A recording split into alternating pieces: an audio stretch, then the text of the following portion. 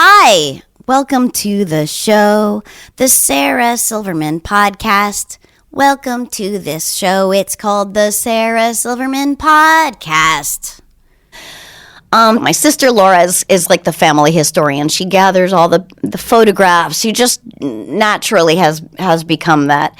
And she found this article that was written about our mom in like 1971. I think she was pregnant with me, or I don't know when it was. I was either just born or whatever.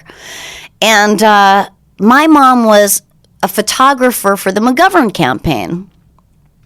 And she was, like 29 or 30 and beautiful and effervescent and a woman. And because we lived in New Hampshire, she covered all the New Hampshire stuff for the McGovern campaign, and I think did some travel as well. And some newspaper wrote an article about this mysterious, beautiful, young woman who's a photographer for the McGovern campaign. And they never say her name. They only refer to her as Mrs. Donald Silverman. I mean, it's wild. But it was normal for then. There was nothing odd about it at that time. It's just interesting in terms of progress to me. Like, it was normal then. And right then, a year later, 2 years later, the women's movement was like that right then. And women fought for body autonomy and equal pay. Manish Tana, Lila, is that, am I right? But there was a lot of progress made. And now even the right would never refer to a woman in an article, even in, whatever, the Washington Times or Breitbart or the Federalist or what have you. No one there would write about a woman and call her Mrs. Steve, Schmuckface or whatever. Which brings me to a thought I just keep thinking about the right in general, and I really try to not divide us or alienate or judge. And truly, I mean, I at least try to remain fair and balanced, but like actually, or maybe not actually, maybe akin to in the way that Fox News is fair and balanced. I don't know, but when will the right, how do I say this? When will the right stop fighting progress? When will they see that every time they fight progress, they ultimately assimilate to it and embrace it? So it's like, cut out the middleman, They fight it and they fight it, and they never learn from their own history that eventually you are going to embrace this, What? I say colored. I have colored friends. This is ridiculous with the changing of the names all the time, Or marriage is between a man and a woman. That one came from both parties even. It took fucking super brave LGBTQIA++ people to come out in their small-minded, tiny towns and endure violence and abuse and judgment and finally get to a point where even people on the right are like, no, my cousin's gay. He's my best friend. For a lot of people, that shit has to come straight to your front door to be changed by it. Like, what was the AIDS thing with, Rock Hudson got AIDS and suddenly Ron and Nancy Reagan were like, yeah, AIDS. We need to fight AIDS. We need to find a cure for AIDS. Or like I went to Louisiana and spent time with a Trump-loving family there and Chalmette, who I loved. We fell in love because when you meet people face to face, you end up loving them. And, I asked, like, who of them believed in climate change. They all raised their hand. And I was surprised, but they're crab fishermen there. That's the job in their family. They're crab fishermen. They see the seas rising year after year after year, so they believe it. People need to see it a lot of the times. They had a gay cousin that they loved, so they were for gay rights and marriage equality. But they did think that Obama was from Kenya, and they were very much against Obamacare, which, unbeknownst to them, they were all on. What else, though? Women shouldn't have bank accounts. That was a big fight. Women shouldn't vote. Black people shouldn't vote. Look at that, full circle again with 900 bills of voter suppression throughout so many of our states. The more shit changes, the more it stays the same. That wasn't the point I was setting out to make with this long rant this became. But there you go. I'm messy. Here's some ads. Brooklinen, baby. If you're like me, you love your sleep. I need a lot of sleep. I have a very active dream life, and I have to be there a lot. And did you know that we all spend about 1/3 of our life sleeping? It just makes sense to make your bed as comfortable as possible.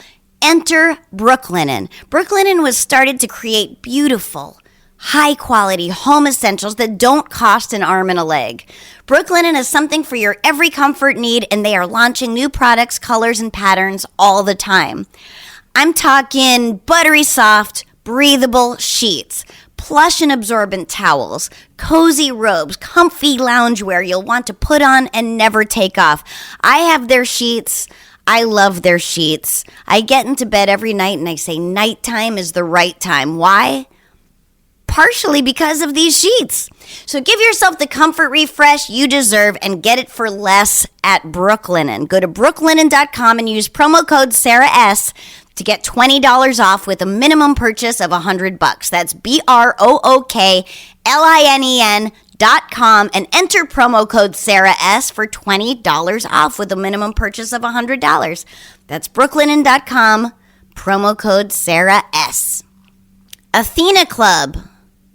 Summertime means shaving more often, and thankfully, I don't mind it at all now that I have the Athena Club razor. This is true. I love this razor. It lasts so long. For a disposable razor, I still have the one I got like a year ago, and it's so good, and it feels like butter. I have the coral handle, by the way. In case you're wondering, you get to choose the color of your handle. Athena Club's razor is designed with built-in skin guards to help prevent razor burn while being gentle on curves. So true.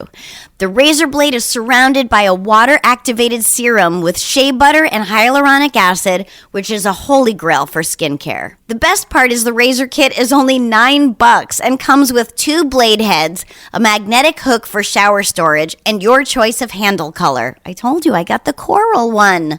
You can choose how often replacement blades get delivered to your door. That means fresh, ready-to-use razors always arrive when you need them. You can't forget about Athena Club's shave foam that will leave your skin soft, hydrated, and smooth. And I can tell you from personal experience, it's so thick and creamy, and a little bit goes a long way. Show your skin you care with the Athena Club Razor Kit. Sign up today and you will get 20% off your first order. Just go to athenaclub.com and use promo code Silverman. That's ATHENACLUB.com with promo code Silverman, baby, and get 20% off. And we're back. Let's take some calls. You left me a message, now I'm playing it for the world. Let's hear some voicemails. Hey Sarah, this is Steve from Anoka, Minnesota. Reason I'm calling, just want to get your input on something. I'm disabled, and I have a sister who is a nurse who lives in this same town as me. And she has a tendency to want to help me with certain things, going to food shelf or appointment, driving me around for various things. And it's gotten to the point now where she is trying to completely dominate my world, and that's just her way. But what's happening is that she is bragging or bragging about it or complaining about it, depending on how you want to take it. She's the type of person, she'll volunteer to help you and then complain to everybody how she had to help you, And it's getting old because I'm sort of in a situation where I don't drive, and sometimes I have to rely on her, but I also have to then endure the guilt that she puts me through for her helping me. And it gets old. I can't see any other way out of it than having a confrontation of some sort. And it could get ugly, but I just figured I'd see what you thought. Thank you. Hi, Steve. Yeah, this is interesting. It feels like in a way she's getting her cake and eating it too in a odd way, She's helping her brother, which is a mitzvah, and she gets to be, a martyr to her friends by complaining about it. She gets love both ways, savior and pity. And that's what we all, we want to be loved. We want to get love, You need to talk to her. And, it's a real fine line because you need her. And I think you should express even that. You should say that, Sit down with her. Maybe you're already sitting down. That's a disability joke. Is it bad? I don't know. Are you laughing? Maybe, I don't know what your disability is. That was an assumption on my part. Bad joke. Have the talk with her, So she knows this isn't just, really plan a talk so that it's not just banter. It's a planned talk. We're going to talk. I'd love to talk to you. Let's make time to talk. She should know it's something you've been thinking about. And maybe say something like, I can imagine how helping me on such a constant basis may be affecting your ability to live your life how you wish to live it. And I have immense guilt around it, especially because I have heard that you complain about it, or I've heard you complain about it. And it makes me feel awful. I wish I was not dependent on you. I wish I was not dependent on others to just get through the day, but this is what it is. This is what is. So how can we fix this or make it better? Let's work together to do this. I love you. I don't want my needs to be taking from yours. And tell her about your fear of confronting her about it. Tell her that it scares you to talk about it because you depend on her. It's existential. Now, here's the question. Does your insurance cover an aide, a caretaker, a helper, to do some of the things that she does? It might. It very likely might if you have insurance. And I know it's scary to have a stranger in your home, but maybe a few days a week, this would be something you would be willing to do. My stepmother's been caring for my dad, who has not been well lately. Just many ailments. His marbles, 100%. He's listening to this now. But just a lot of disability lately. And she is his only carer. And he doesn't want outside help. And I wonder if this is the case with you. And I know it must be scary and vulnerable, maybe. I think in my father's case, emasculating. He's always taking care of the family. But those reasons and overcoming those fears is what makes it brave, I think. So I hope you work together and lovingly to figure this out. You sound like a very cool person. And I hope that you call again and let me know how it goes, how it went. All right, what else? Hi, Sarah. I was just wondering, what is something that most people love that you just don't like for whatever reason? Whether it be Otter Pops or the Olympics, just something that everyone typically likes and you just don't. Can this person stay Kinda still? Windy. Sorry if that makes things annoying. Not the baby, I'm a nanny. Bye. What do I not like that most people like? Vegas, large concerts, sushi. All right, what else? Hi, Sarah. I was recently reading about the Bill Gates and Melinda Gates divorce, and there was, some article referencing about Bill Gates' ties to Jeffrey Epstein and how he was just like one more figure that, did connect with Epstein and apparently flew on his plane a number of times. And it just started to make you really wonder. And he commented about Epstein's lifestyle at one time that, like, oh, it's an intriguing lifestyle, something like that. And it just started to make you really wonder, is this another person that, was he on that plane, the Lolita Express or whatever they called it, and did he, engage with any of these underage, these girls, children? And it's sort of a depressing thought, but I just started to wonder, do you think that really most men put in a context in which it's presented as acceptable and sort of normal, would they just accept sex from a 15-year-old, 14-year-old, 16-year-old? Like, hey, that's okay. This is just, she's right here for you, and you're on this plane, and it's no problem, or whatever the case may be.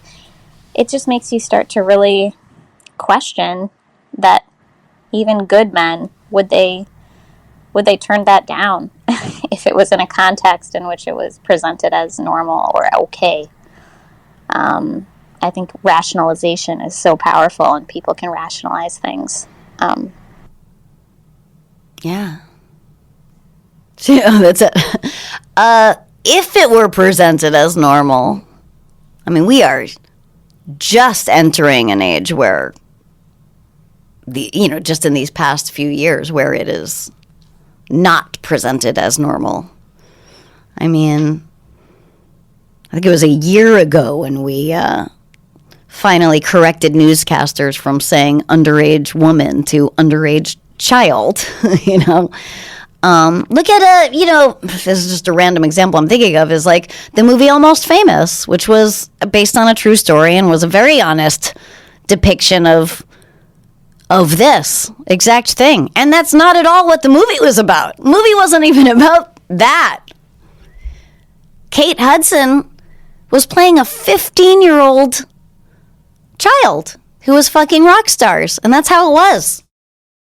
This was reality, as old as rock and roll itself. Older, obviously. Child brides, I think, is still a thing in some states. But I mean, I don't know. Are we going to cancel the Rolling Stones? They definitely fucked 15-year-olds.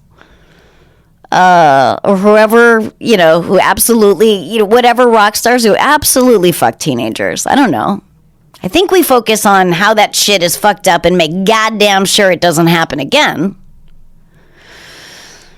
We're in a new era where we see this way finally. Bill Gates, I don't know. I mean, I don't know what to say about Bill Gates. He's an unbelievable philanthropist. But it doesn't mean he doesn't have a dark side. I have no idea. I don't think he's putting a chip in our arms or anything. I don't believe any of those conspiracy things, but in terms of Epstein, and I assume you mean Jeffrey Epstein, I wish you meant Juan Epstein, the best of all Epsteins, the sweat hog version. No one around me knows this reference, but I know you at home will. Juan will not be able to attend class today. Signed, Epstein's mother. Okay, sorry. Also that said, I'm sure myriad hella rich people knew Epstein and did not know he was a pedophile. Meryl Streep had a very close working relationship with Harvey Weinstein, and she goddamn for sure didn't know he was a rapist. I don't know, I'm saying GD a lot. Bill Cosby, who changed the landscape of the sitcom, was also a serial rapist, but that doesn't mean that Malcolm Jamal Warner was in on it. People have very different sides to them. People are not a monolith. Some are monsters and also very not monsters. People are, that was a really dumb sentence. There must be consequences to people who do illegal and monstrous evil shit. Obviously. But that doesn't mean that everyone who knows them are complicit in those things. But I don't know. Bill Gates flew on his plane, I guess. It doesn't mean he's a pedophile. But it sure doesn't look awesome. And he's done some very wonderful things with his money. I mean, you know. But some people do wonderful things with their money and also are monsters. We do not live in a black and white world. We want to so badly, but we don't. But to answer your question, I don't know. Here's some ads. Quip! Mouthwash has not changed in 140 years. Most brands are still selling big, bulky bottles that are mostly full of water and alcohol. That's why the oral care experts at Quip created a mouthwash that gives you more of the ingredients you need and less of the stuff that already comes out of your faucet. Plus, their alcohol-free, 4 times concentrated mouthwash comes in an eco-friendly refill bottle that's 100% recyclable. It's their way of helping make your mouth a little cleaner and the earth a little greener. I have it, and the dispenser is very sleek, very cool, very reusable, and makes all the sense in the world. Quip mouthwash kills bad breath germs, helps prevent cavities, leaves you feeling fresh thanks to a formula that gives your mouth everything it needs and nothing it doesn't. Along with mouthwash, Quip also delivers fresh brush heads, floss, and toothpaste refills every 3 months from $5. Shipping is free, so you can save money and skip the hustle and bustle of in-store shopping. And if you go to getquip.com/Sarah5 right now, you can get $5 off a mouthwash starter kit. That's $5 off a mouthwash starter kit, which includes a refillable dispenser and a 90-dose supply of Quip's 4 times concentrated formula at getquip.com/Sarah5, spelled GETQUIP.com/Sarah5. Quip, the Good Habits Company. Headspace, baby. You know, life can get busy and life can get overwhelming. Wouldn't it be great if there were a pocket-sized guide that helped you feel better? There is. And if you have 10 minutes, Headspace can change your life. Headspace is your daily dose of mindfulness in the form of guided meditations and an easy-to-use app. Headspace is one of the only meditation apps advancing the field of mindfulness and meditation through clinically validated research. Nothing has helped me more than the time I take to get quiet. Headspace does that. Headspace is backed by 25 published studies on its benefits, 600,000 5-star reviews, and over 60 million downloads. You deserve to feel happier, and Headspace is meditation made simple. So go to headspace.com/Silverman. That's headspace.com/Silverman for a free 1-month trial. You have nothing to lose with access to Headspace's full library of meditations for every situation. I can't think of a reason not to do this. This is the best deal offered right now, so head to headspace.com/Silverman. And we're back. Hi, Sarah. My name is BJ. I'm out here in Austin, Texas. I hope you're doing well. The reason that I'm calling is that my best friend is about to die, and I don't know what to do. We're both stand-up comedians. We would always have great comic conversations. You know, I'm sure you know what that's like. We'd punch each other's jokes up, and I'm completely jealous of lots of his jokes that he's written, and he knows my material really well. And he got COVID, and you know, we had lunch just a few weeks ago, and just like that, just a snap of the fingers, he went from the ER to the ICU, and I've been texting him every day, just sending him well wishes. And just the other day, I got a message back on the text from his mother, just a message saying that he's sedated and he has a throat tube, and I'm scared to fucking death that I'm about to lose my best friend, and I don't know how to cope. So Okay. Oh, God. I feel guilty because I am very curious to know if your friend was vaccinated, but I have to assume he was not vaccinated, because if he is vaccinated and is about to die from COVID and put on a ventilator, that would be national news.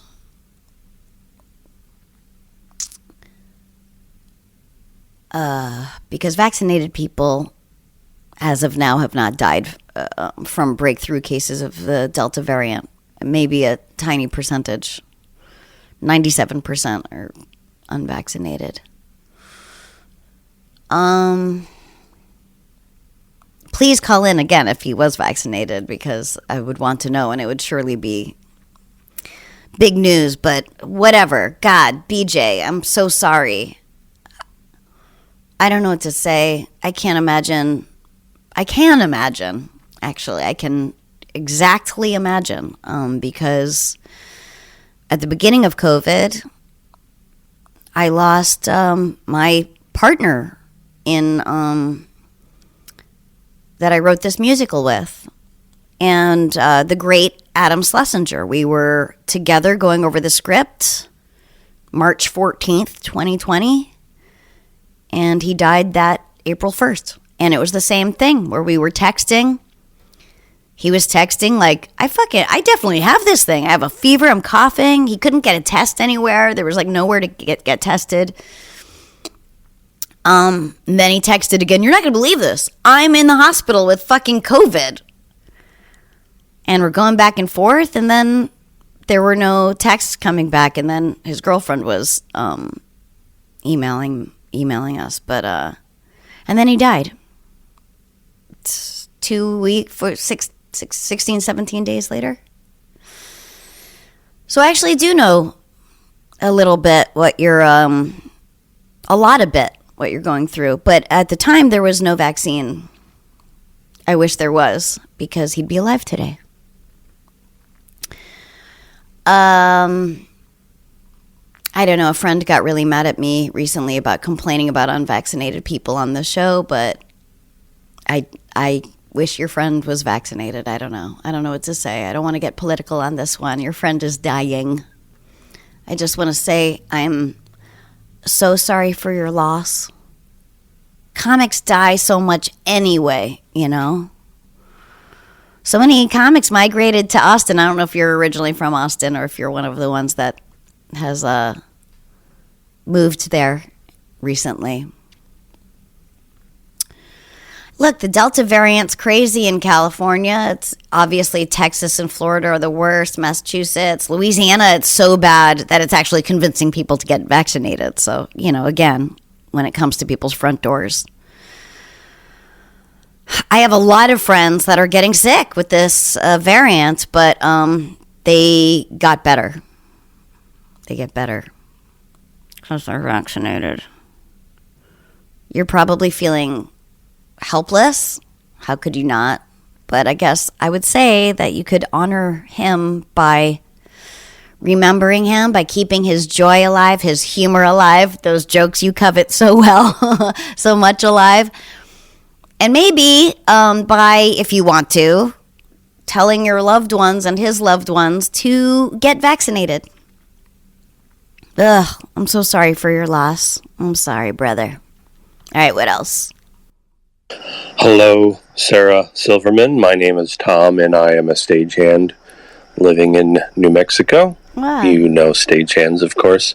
And I just adored and loved everything you did till I found out it was a big lie. I saw Take This Waltz, and I thought you were a redhead. You can explain that. So that leads to my question about hair, whether it's in your armpits or between your legs or in your butt crack. Mine concerns the hair on my face. My hair, just my regular hair in my head, is still brown and no hints of gray, but my beard, when it comes in gray now. So I'm wondering your opinion on guys dyeing their facial hair to cover up the gray. what your thoughts are on that. Alrighty. I don't know what his joke was at the beginning. It must have been like a line from Take This Waltz. Wasn't there a shower scene in that movie? Maybe he's referring to that. Oh, he's making a joke about because my pubes are black and they match my head, and he's saying he thought I was a natural redhead. He was making a joke. Jokes are so good when they need to be explained. Your beard. You're asking my opinion. My opinion is I'm fundamentally against men dyeing their beards or their hair or anything. But I think that I am being sexist. You know? This is a totally sexist reaction because Rory's hair is now like totally silver. I find it very sexy. And his beard is like silver, red, brown, black. It's like every color. It's like a calico cat. And he's like, should I dye it? And I was like, no way. And he was like, you're being sexist. You dye your gray. And I was like, first of all, shut your mouth. I mean, my hair is black. And yes, I do cover my gray when it comes in. Yeah, I'm sexist. It's like a sexist relic for me, I guess. It's my opinion. I like a natural man, personally. I like a natural man. I like a man. I don't like when a man, manicures his beard and makes it a shape. Or like manicures his pubes, which you would know if you've listened from the beginning. I made that very clear. I like a natural man. I don't know. I find it masculine, and I like that kind of masculinity. But I'm sure it all comes from something from my childhood or, I'm not saying my opinion is right, is what I'm saying. I mean, I bought Tighty Whities for Rory because he wanted something to, like, hold him in more. And so I got him just like regular Tighty Whities, and he's like, I feel like a dad from the 70s. And of course, that makes so much sense that I would buy that from him because he thinks it's so cheesy. I find it very sexy. Why? Probably because in a fucked up way, my dad wore Tighty Whities in the 70s, the 80s, whatever. And he was what masculinity was in our house. He's the only man in our family growing up, So he said they're pretty good. He doesn't like the way they look, but he loves the way they feel because all they're designed to do is give old school nut support. And I thought that was perfectly put. And I was like, if I were Hanes, if Hanes was smart, they would just rebrand and their slogan would be like old school nut support. Tighty Whities, old school nut support. You heard it here. And I heard it from Rory. But I would say let your beautiful beard grow in the way it is. I know it triggers mortality. It certainly does for me. Because it means your hair is dying. Dying. If you're not dyeing your hair, it shows that your hair is dying. Which means we are dying. And we are. I should probably end this with something more hopeful, but there you go. What else?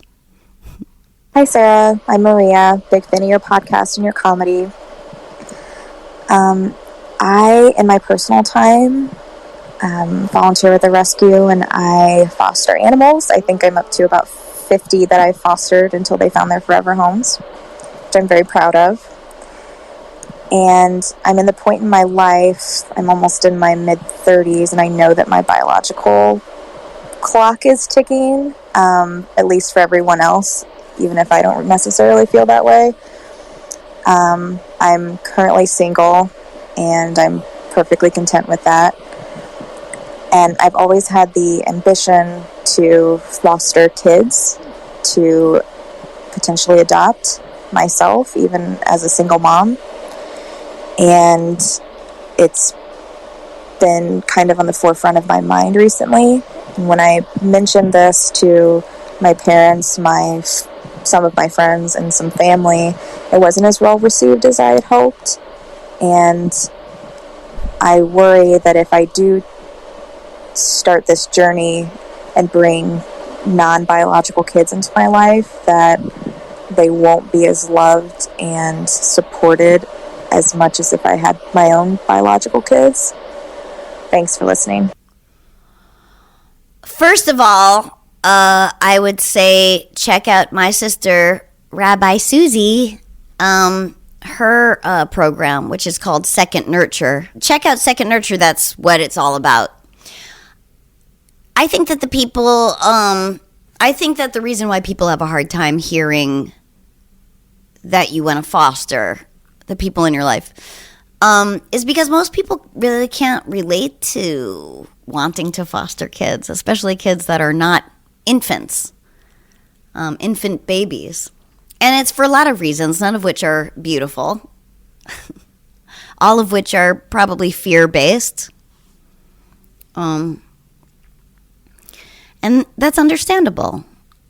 I would say as you know, I'm not a God person, but if I could use God terms, I would say that God makes people like you who want to foster children because it's a very rare thing. And it's a mitzvah, and it takes a very special person to have that impulse and that kind of heart. Your friends and family will love that kid as much as you love that kid. And I think you should go with your gut and go with your heart. You sound like a beautiful person, and fostering is a great thing to do. I remember, when I was your age, I had a male gynecologist who, which is a story for another time. And he kept pushing me to freeze my eggs. And he kept saying, if you might, want to have kids, and then it will be too late if you don't freeze your eggs now. And, and I didn't want to do it because if I ended up wanting to have children in the future, I didn't want the option to have bio kids. I wanted to need to adopt because that's my impulse. And there are 14 million children without homes. You have the right impulse. You foster dogs. You want to foster people. Is that what that means, foster the people, that band? I don't know. You know what it's like to have an animal that comes from a hard life? And it's not easy. It's challenging in lots of ways. It's certainly rewarding, but they often have baggage. And so do we. And so do your friends, and so do your parents, and so does your family, and so do the people that we choose to make our partners. You seem like the right person for this. But that's just one woman's opinion who heard you say like 3 sentences, so I don't know. But there you go. Good luck. What else? Hey, Sarah, this is Javier calling from Minnesota. Was just listening to the most recent podcast, and the story at the beginning about you and Rory was lovely, and I hope he realizes how lucky he is to have someone who reflects and is able to apologize. That's more important than a perfect person. That doesn't exist. But anyway, I'm calling for a different reason, because in that you described yourself when you get hooked on an idea as like being like a pit bull with like jaws locking. That's actually a myth. I'm a little self-conscious calling for the first time, being a little scoldy, so please, I hope you don't, it doesn't sound scoldy. I believe in grace, but just gently suggesting that not use that metaphor anymore, because it's a total myth and people misunderstand pit bulls. They're lovely dogs who just want to please their humans, which is why bad people are always the problem. Love you, love your show, love your comedy, always have. So that's it. Bye. Oh my goodness. I did always think that pit bulls could unhinge their jaws and bite and not let go, and it's a myth. And I'm sorry. As I was saying it, I did feel a little tinge of like, all right, got it. Thank you. Sorry. I'm sorry that I perpetuated that misinformation. I'll change it from now on. I'll find another metaphor. Simile? Metaphor. All right, what else? Hi, Sarah. Big fan of the pod. You are awesome. I have a question for you about weed. So I've smoked, throughout my life, but not very consistently, like truly a few times a year. I never bought it. It was always very social. Someone offered me, a hit or something. But about a year ago, I went on medical marijuana to help with my anxiety and sleeping, especially during the pandemic. And I love it. It has helped so much. But this is the first time in my life where I have been smoking weed very frequently. And I have some questions for you. Number one, how do you curb your munchies when you're high? Because I'm really running into that problem and eating way too much when I get the munchies. Number two, how do you deal when you're high and you get a little too existential and heady and questioning the meaning of life? Because that's a lot to handle. And finally, have you noticed any long-term brain fog or anything from frequent marijuana use? That's all. Thank you very much. You're the best. If anyone has any great ideas or solutions on how to curb munchies, I would love to hear it, because that's my struggle as well. That's my kampf. I guess I haven't really figured it out, but I do kind of, what I'll do is on certain days, like if all my homework's done and I have or it's like a weekend where I have the day, I can do anything, then maybe I would get high in the day or something. But usually one way I curb it is I just really don't smoke pot until right before bed. I have dinner, I wash my face, I floss my teeth, I have a puff, then I brush my teeth, then I go to bed. But if I'm in bed and it hits me and I'm like, fuck, then maybe I'll have some treats. And I try to keep healthy stuff in the house. But I've got these, it's called So Delicious, chocolate-covered chocolate ice cream bars. They're 180 calories and they're so good. They're so delicious. And then maybe I'll have a couple Metamucil crackers that I got turned on to by listening to Howard Stern, of course. And they're good and they feel substantial. But the thing about munchies is you just want a lot of it. So I'll make popcorn maybe too. I don't know. Sometimes I just go bananas. I don't know. Grapes are in season. Been really chomping on some grapes.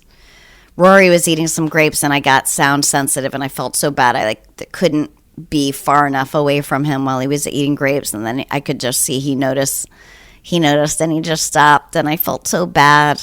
I feel like a monster, but I can't control it. Sometimes I just can't. I need to make noise in my ears like this. I do this. I don't know. If I have stress in my body, my sound sensitivity goes bananas. Anyway, focus on the topic at hand. Rory and I discovered this weed that I usually don't smoke sativa because I feel like it makes me anxious. The only time I smoke it is if I'm going to play basketball, which I haven't played since pre-pandemic days. Will I go back? I don't know. It's so hard to decide. I miss it. Anyway, this weed, it is sativa. It's rolled in keef, which is a powdered, crystallized, extra version of weed. And I have one puff, maybe two small puffs. And for both of us, because we have a little bit different chemical reaction to weed, but for both of us, this weed, it's called Jeters or Teeters, I don't know. It makes us want to work out. It really, for some reason, accentuates my mind-body connection, and I'm I want to walk, I go for a hike, then I come back and I want to exercise more. I mean, I don't know, this is magic, this weed. I don't know, but I do ultimately end up getting the munchies from it, though. I mean, I think eat a meat, you want to, because you're afraid of munchies, this is the cycle. You don't eat, and then you smoke weed and you're okay, so when I eat, I'll be due for a meal anyway, but it makes you overeat. If you have a little something in your stomach, maybe the munchies won't be so bad. And then as far as getting too existential,